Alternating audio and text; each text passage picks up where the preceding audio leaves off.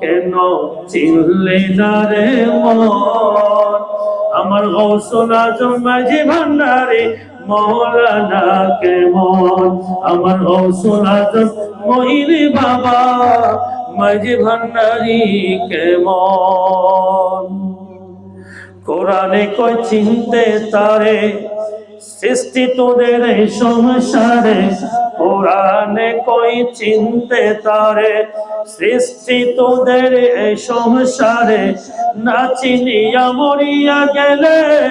না চিনিয়া মরিয়া গেলে বিফল জীবন কেন চিনলি না রে মন গৌসুল আজম মাঝি ভান্ডারী মৌলানা কেমন কেন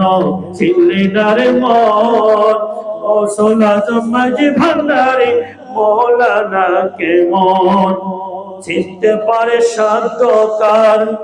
চিনিবারও ইচ্ছা যার চিনতে পারে সাধ্য কার চিনিবারও ইচ্ছা যার সুবহানাল্লাহ বলে। এই জন্য আমি বলবো যারা আল্লাহর ওলিদেরকে মহব্বত করে না উল্টাপাল্টা কথা বলে একবার ভালোবেসে আপনি মেজবান্ডারে যান একবার ভালোবেসে একজন মকবুল ওলির দরবারে যান আপনিও প্রেমিক হয়ে যাবেন সুবহানাল্লাহ বলে। তুই নজদে নবুজত দে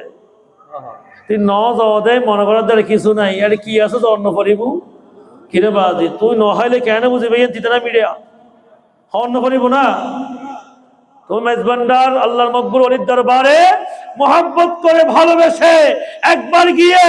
নিজের কদমটা রাখেন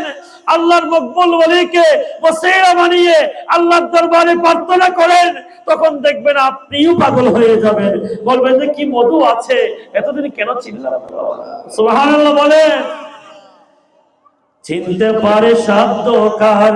চিনিবারও ইচ্ছা যার হৃদয় চোখে ধরিয়া দেখো হৃদয় চোখে ধরিয়া দেখো জ্ঞান দুর্ভিক্ষণ কেন চিনলি না রে মন গৌসুল আজম মাঝি ভান্ডারী মৌলানা কেমন কেন চিনলি না রে মন গৌসুল আজম মাঝি ভান্ডারী